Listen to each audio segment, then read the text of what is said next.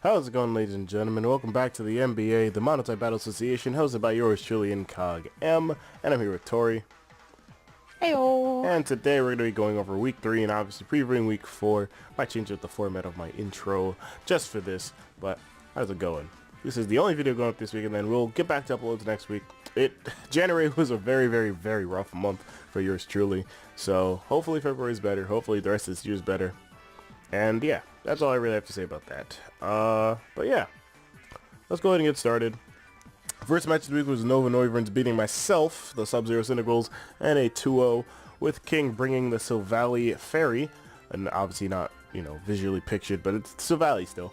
Snorlax, Porygon 2, Meloetta, Beware, Mega Pidgeot. Well, I brought, or I should just say Sub-Zero. Let's not talk. Let's just call it Sub-Zero. Sub-Zero bringing the Haxorus, Mega Garchomp, Salamence, Kamo, Naganadel, and Kyurem Black. Of course, this match could have gone either way.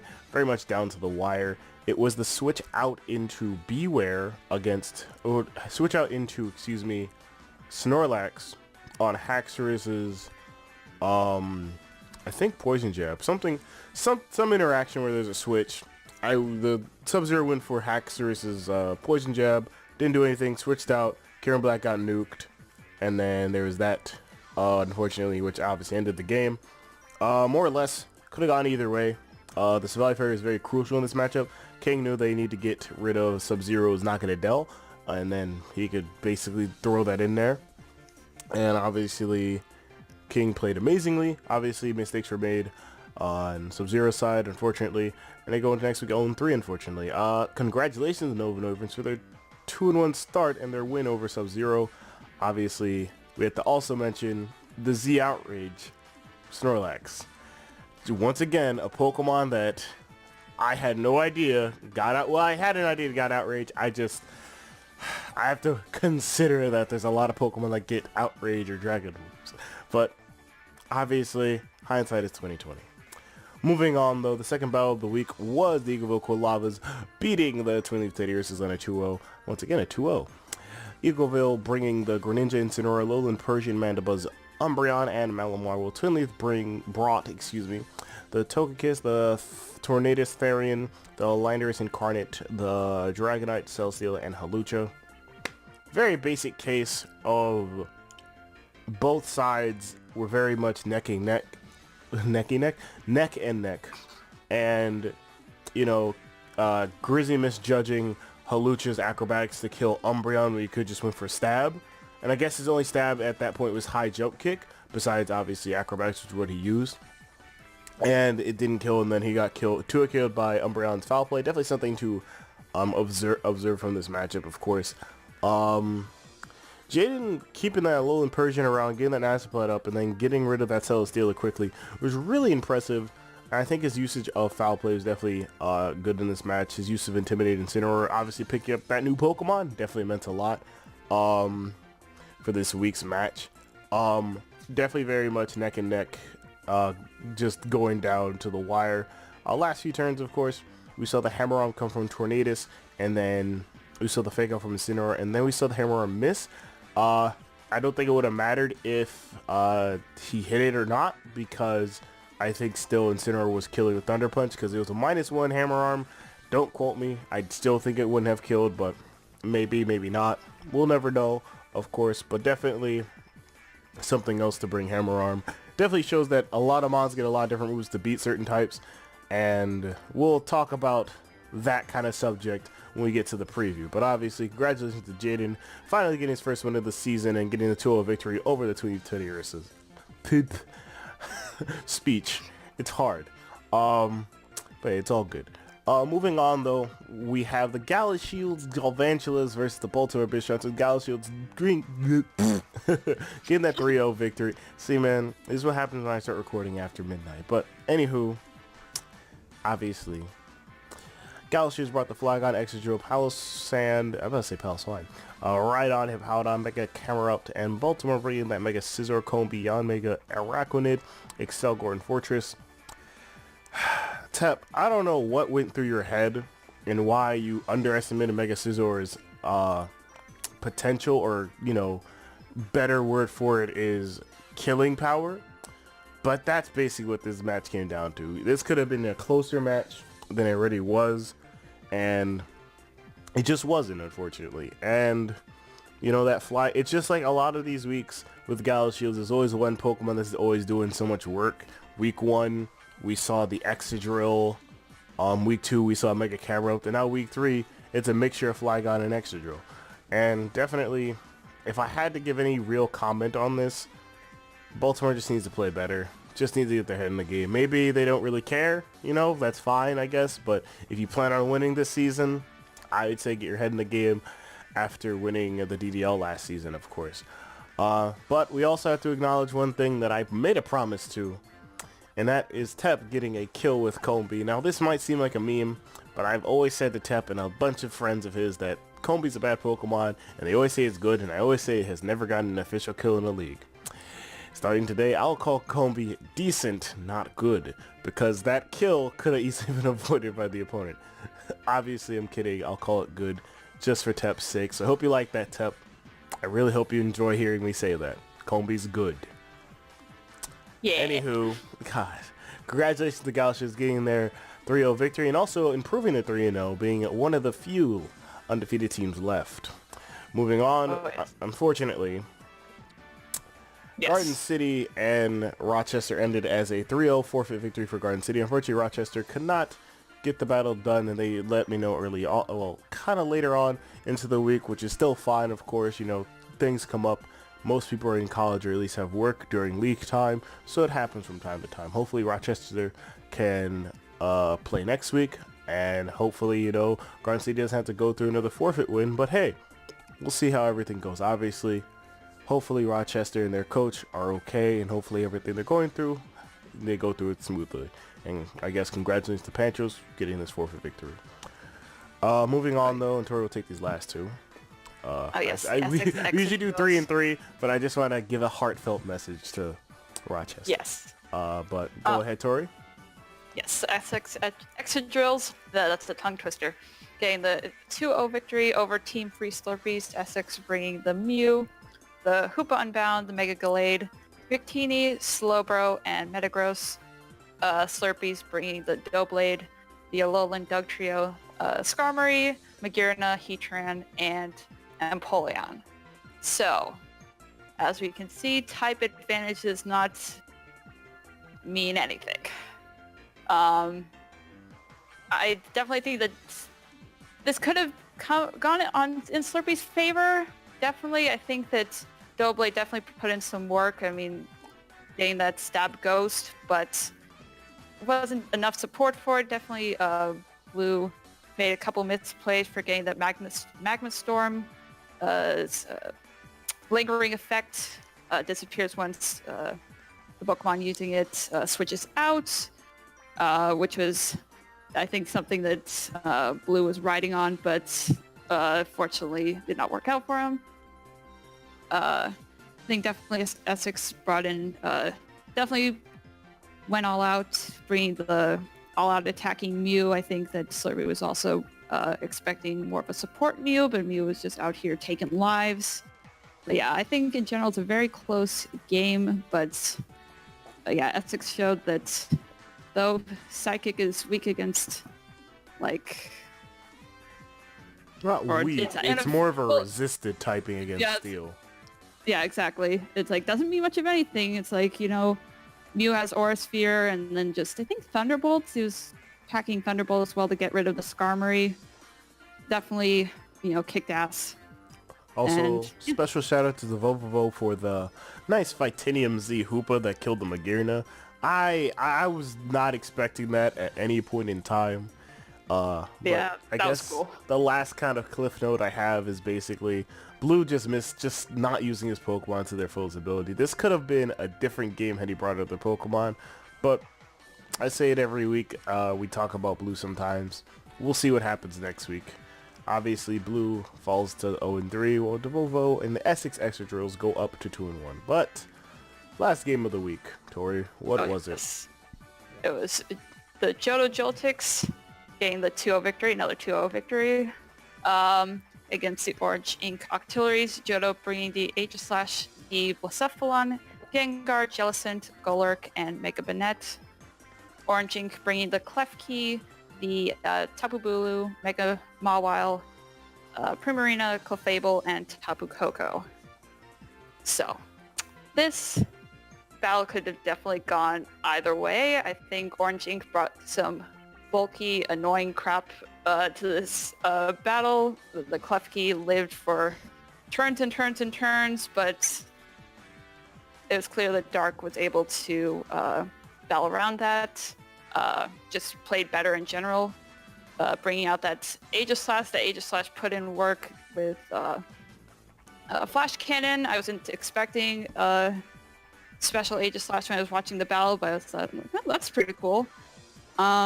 Thing also definitely a big mistake on Orange Ink's part was Nature's Madnessing the Blacephalon instead of just outright attacking it with a move that actually had 100% accuracy. So wouldn't have, because the Blacephalon killed, like, I think one-shot it, right? Well, basically how this went down was that Blacephalon got a kill, and then we're all expecting him to go for Thunderbolt just to get rid of the Blacephalon. That's what we were expecting. The first Nature's Madness missed, and he used Shadow Ball. And then he used Shadow Ball, I think Flamethrower after that to get rid of it, I believe. Don't quote me on that. You guys will see the replay in the description. He could have just Thunderbolted it and gotten rid of it. It was in electric terrain. Yep, and it would have killed it. But instead, Blacephalon was able to get up to +2. Died next turn to a Sucker Punch from the Mawile. But still, I mean, you wasted a good, Tapu Koko, which would have definitely been useful during the late stages of the game.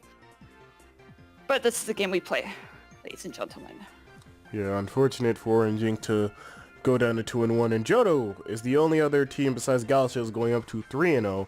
Obviously, congratulations to Johto for their victory, but also good job on Orange Ink's part, still playing into the game, despite, maybe things weren't going right sometimes, but, an annoying Klefki set, but hey, I see the flex. Alright, now moving on, obviously we get to our slide where we talk about our predictions from last week. We both lost on my game, but I got the upset alert like I said because, all I do is predict. And I abandoned my boy. I'm sorry. Jaden. Jaden, don't take her apology. Don't take it. But no.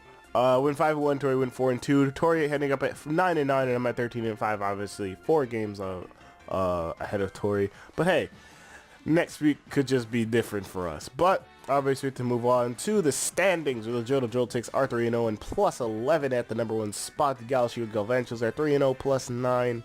The Essex Excadrills had won, while Twin Leaf had lost, both being 2-1 and +5. That's the only reason why Essex is above Twin Leaf. Obviously, Garden City getting that nice forfeit victory, I guess. Not really nice, but you know what I mean.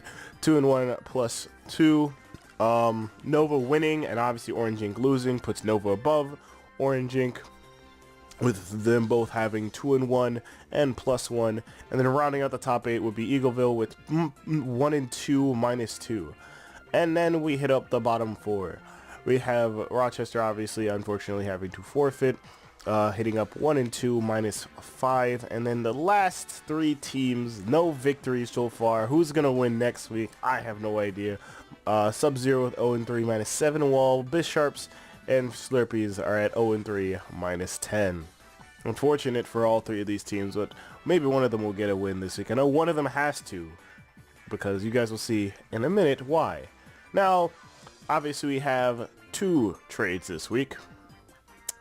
The Nova Noiverns are dropping Chatot to pick up Ambipom, which I think is a great trade. Obviously, Ambipom is a very, very good physical mon in general, and definitely has the technician ability and skill link, of course, so King could use it to his goddamn advantage here. Chatot wasn't really doing much in these past 3 weeks. I think it was only brought once. I'm not too sure, but I think it was only brought once. And the next team is the Sub-Zero Cyndaquils, dropping the Noivern for Kingdra. Obviously, as I told you guys the first time we did trades, I have all of the sprites up until Gen 4, and then Gen 5, Gen 6, and Gen 7 are all the shiny sprites. Until the website gets the normal ones, you guys have to see that disgusting Noivern. But Leave it alone. No, look at it and tell me what's so good about that shiny. Anywho, Sub-Zero dropping Noivern for Kingdra. Obviously, Noivern hasn't really been productive this season for a Sub-Zero. Maybe Kingdra will bring something of just something, because obviously it's a you know what Kingdra does. I don't really know how else to explain it, but obviously maybe something else could be done with this Kingdra. Of course, now we move on to the predictions. Now, the first thing is Baltimore versus Team Free Slurpees. Like I had alluded to, one of these teams has to get a victory. One of these 0-3 teams. And this is a must, I guess, so one of these teams have to win. Alright, so I'm going to give the benefit of the doubt to Blue just this one more time for this 4th week. Blue maybe hasn't been playing the greatest. Maybe his mind isn't in it. Maybe he's not taking it seriously. But if Blue takes this week seriously, he can beat Baltimore and push them from in a pond into a goddamn ocean and just beat them. The problem here is that I fear that my pick here is just gonna be misrepresented, and I should have been picking Baltimore at this point. But here's hoping. Blue, try something. I'm not gonna say what the strategy should be that you should be trying, but look at your team and try something different. On the other hand, Tep's team is really nice. Having that Volcarona, having other Pokemon like even Heracross with its fighting typing, and obviously having something like Araquanid that can still hit a lot of these Pokemon for neutral damage, and having Scolipede as well that gets Earthquake, and other Pokemon included, can definitely help in this matchup to help Tep win, but we'll just see what happens. Obviously, me and Tori are picking Team Free Slurpees, but I don't know, Tori. How do you feel about you picking Blue in this match? It's just a toss-up for me, just in general. I'm definitely, giving Blue the benefit of the doubt. While Tep definitely has some threats, I'm looking at that Volcarona and I'm like, yeah. And the Heracross is like, yeah, but I'm... Blue, you have such a good logo. He does. Use it for good. Use it for good. In some way, the logo will be fighting this week, but of course, yeah. But moving on though, we have the Johto Jolchiks versus the Essex Excadrills. Now, to put this in exact terms, I was going to pick Essex, right? And then obviously it's Ghost versus Psychic. So obviously we're thinking Ghost is just gonna win because it has a type advantage. Devolvo's planning, from what I saw, what I know, is really, really good. He's a good player. He's won these past 2 weeks with flying colors, of course, and definitely is definitely a scary threat to Johto's 3-0 record. Why am I picking Johto, though? After this past week, it was kind of iffy. After this past week, it has been kind of iffy about picking, but there's a reason why Johto's on top. There's a reason why they haven't lost any games. And purely because strategy, just knowing what to do, knowing what is needed in certain situations, knowing that certain Pokemon have to die in order to do this, that, and the third, having certain investments on certain Pokemon to beat certain Pokemon that you didn't even get to see through the match. I mean, Dark had some crazy Gengar, some crazy set for King's Mega Pidgeot during week 1, I believe it was, and it was just like we never got to see it. But I won't tell you what it is, but it was a crazy set. To say the least, though, Dark's planning can probably beat Devolvo's planning, but I definitely think in the end this will be a close match between these two teams. Two really good teams, if I had to say so myself. Tori? Yep, this is definitely going to be a two-watch match because both, while there's definitely the difference in type advantage, both teams have been playing very well. I think just in general, Dark has showed his strategy skills this past week. Definitely knowing where to put investment, where to just sacrifice a mana to win. I know that he switched in Golurk to take on I think it was Tapu Bulu last week, and was able to get the win from that. Well, led up to the win. And I think in general, Dark has been doing very well. I think that, it's going to be a very interesting match to watch, but I think Dark's going to take it. Yep. And moving on to the next match of the week, we have Garden City versus Twin Leaf. Tori and I are on the opposite sides, of course. Now, originally, I was on Garden City's side. Now, why am I not on his side anymore? Now, I obviously can help some people from time to time with their team building or listen in when they're trying to team build.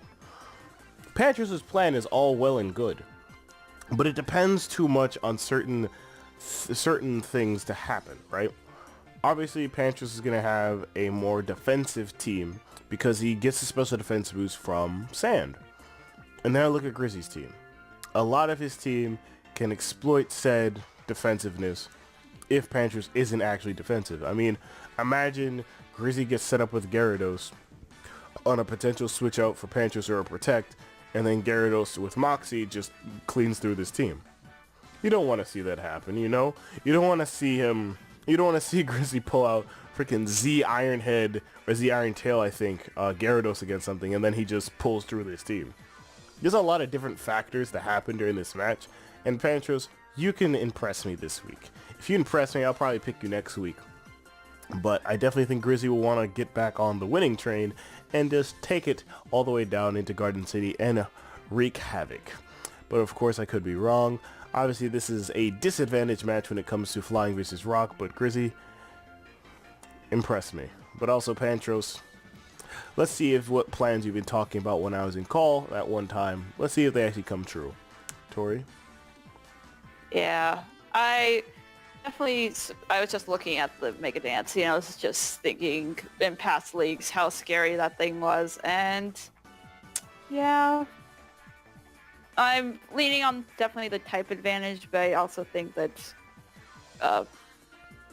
Pantros, or wait, what's it? It's Pantros, yeah? Mm-hmm. You literally just said his name.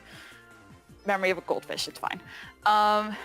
Think has just more options, I think. I think it's going to be a close match in general because I think Grizzy definitely plays very well. I'm just had to choose Garden City over Twin Leaf. But right. yeah, I could be wrong. I'm probably wrong, but it's alright. I believe in Pantros. Right. Now moving on to the last few matches. Obviously, Tori will speak first, but I'll just say the teams, obviously. Sub-Zero versus Rochester. Tori and I both picked Sub-Zero. Tori, why'd you pick Sub-Zero? I picked Sub-Zero because I think the team just has, in general, more power, more like opportunity to just sweeping potential. I think we have set up Zygarde. There's Garchomp right there that could do some damage. Just list goes on and on and on. I think Sub-Zero, though, they are 0-3. I think that this is going to be their week.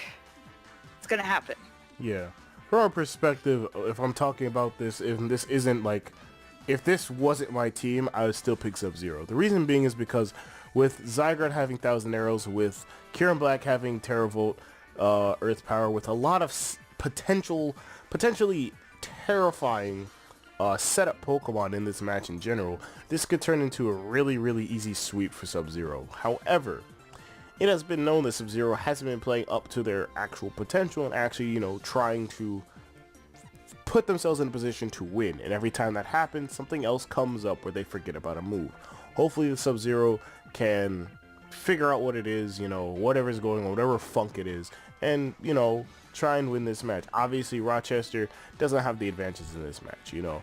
Even the Mega Ampharos could live maybe one hit and then kill something, but then at the same time, there's not a lot in this team that can really beat the dragons of this team, you know. When you have the electric typing, there are two dragon ground types. You're not going to be using electric type attacks most of the time. You're going to be using either your other stab or coverage, and generally coverage is usually weaker because it's not stab. Therefore, on that basis, given how Rochester has been playing, though, when you look at their loss against Essex and when you look at their win, there's definitely a difference in how both games went. And, you know, just generally speaking, this could either be a really, really bad loss or a pretty close win. Picking Sub-Zero just because Pokemon-wise, they definitely have this in the bag. Moving on, though, we move on to Gala Shields versus Orange Ink. Tori and I have both picked Gala Shields, and Tori, why'd you pick Gala Shields? Yes. Initially, I actually picked Orange Ink, and then I squinted at Gal Shield's team, and then I was like, wait a minute. I think Gal Shield, we have the option for Sand. We have Sand Rush Exadrill that could, wreak havoc on Orange Ink's team. We have Nido King. We have Moxie. It has Moxie, right? Crocodile? Mm-hmm. Yeah, we have Moxie Crocodile, even though it's probably not going to come out because it's a dark type and that's going to get, shredded by something. But yeah, I think in general, Gal Shield just has more power and more range of options against Orange Ink. I think while Orange Ink definitely has a lot of threats and has shown that they have a very good battling strategy, though they are 2-1 and Gal Shield is 3-0. I think in general, Gal Shield has been showing better battling prowess in general, and yeah. Yeah, definitely on the talk about Excadrill, that Pokemon can run through this team easily. I think that their obvious Pokemon Orange Ink is going to bring, and their Pokemon that Gal Shields are going to prepare for. You really look at this team, they're not going to be bringing a lot of Earthquake users unless Tabulu's dead. They're not going to, they're going to preserve Sand as long as they can and kill Ninetales as soon as possible, and they have to really focus down on something like Klefki that can get Magnet Rise and then Calm Mind set up, and they have to figure a way around that and everything else. So this, even packing the steel type or ground type berries would be really productive here, or even other berries. There's a lot that goes into preparation for Orange Ink here, and that could be overwhelming, and they could overthink this whole match, and then something like Palossand could sweep through this team. It's so random with Gala Shield, and they have been playing consistently and have been playing to the best of their abilities. I have to applaud them. I've been picking you every week. Don't disappoint me. And you still haven't. So my pick is really obvious. And just Pokemon in general, are better in this matchup, going more towards Gala Shield's side. Even with simpler Pokemon, even like you look at like Orange Ink's team, you're like, oh man, there's a lot of like crazy threats when you talk about like Smogon tiers. But then when it comes to battle strategy and looking at how both teams have played, Gala Shields are the one that are probably going to be more favored in most cases. So that's why. And we move on to the last match. Of course, we have Eagleville versus Nova. Tori's on the Eagleville side since she betrayed Jaden last week. And I'm on Nova's side this week. But Tori, why'd you pick Eagleville? Because I'm not abandoning my boy again. But also, I think, this was, if I was not looking at coaches, it's a toss-up for me as well. I've just been very, not, I don't know. Looking at both of these teams, I think that, they definitely, while King definitely played well last week, was able to pull out, see Outrage and was able to, play around dragons. I think in general, Eagleville, looking in past leagues, has done very well. I think Eagleville's going to come back. This is going to be an upset at least, and I don't know. See, long day at work. It's all good. Yeah, Tori came home from work like a few hours ago, but she's still tired. I've been in a car for an hour. Yeah, work. Y'all, you get people out there probably definitely know how you feel. Of course. In my opinion, King brings the right to Valley typing, and with the addition of Ambipom being a great physical threat to a lot of these Pokemon, with the addition of that and Cincino basically being the same Pokemon, Ambipom just gets Fake Out and can pack a Last Resort set, and just the general threats on Nova's team could definitely blow away this team. I fully expect Rafty to be in this match. I fully expect Incineroar to be here for Jaden. And it's going to be a weird match, He probably brings the Mega Sableye as well to avoid normal type attacks at certain points, but King's strategy and King's willingness to want to redeem himself from other leagues that he's been in is definitely very potent, and I definitely think it'll continue to be that way as long as he focuses on just getting himself in a position to win. And that's the most important thing when it comes to these leagues. Putting yourself in a position to win rather than trying to kill certain Pokemon that threaten your team the most. Because you can get rid of those Pokemon all you want, but if you're not in a position to win, there's nothing you can really do after that. Because then you're in a position to lose. Or just not in a good position at that point. But obviously, guys, that's going to do it for your Week 3 review and Week 4 preview for the MBA, or the Monotype Battle Association. I'm your Commissioner, IncogM, and I was joined, obviously, by Tori. Gosh darn it. And bye, guys. and we will talk to you guys next week. And additionally, I'll start keeping track of kills, or like kill leaders and all that. So you guys can expect that next week. We'll do it from week 4 onward. It's just one extra slide. I'm not going to do like, 5th, 6th, 7th. I'm just going to do 1, 2, 3, put the team and logos under it. You guys will see it. It'll be fun. But once again, talk to you guys next week. Bye.